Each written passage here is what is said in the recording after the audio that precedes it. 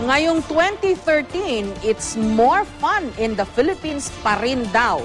Napabilang kasi ang Pilipinas sa mga top tourist destinations ng ilang pahayagan at sikat na travel magazines. Kaya naman ang pamahalaan, puspusan na raw ang pag-aayos ng mga paliparan at iba pang pasilidad para sa inaasahang pagdagsa ng mga turista. May report si Jamie Santos. White Sand Beach. Lalakihang alon na perfect sa surfers. At makukulay na coral reefs. Ilan lang yan sa mga dahilan kaya ang Pilipinas itinuturing na best places to go in 2013 ng pahayagang New York Times. Kabilang din ang Pilipinas sa top 10 destinations to watch in 2013 base sa listahan ng London-based luxury magazine na Condé Nast Traveler.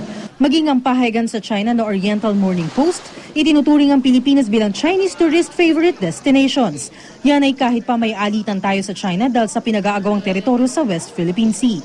Kaya naman ang Department of Transportation and Communications o DOTC, minabadali na ang pagpapaganda ng NAIA Terminal 3. Para tiyak na magandang sasalubong sa mga turista pagtungtong sa Pilipinas. Inaasahan sa linggong ito magpipirmahan na ng kontrata ang DOTC at Japanese firm na Takenaka Corporation para selyuhan ng $45 million contract na magsasaayos sa 182,500 square meter na terminal. Hopefully we get 100% of Terminal 3 up and operating before the end of the year, 2013.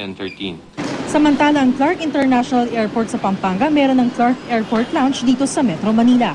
Kung ang ticket ang origin ay Clark Pampanga, pumunta lang sa Trinoma Mall kung saan magsisilbi itong hintayin at terminal ng mga pasahero papuntang Clark.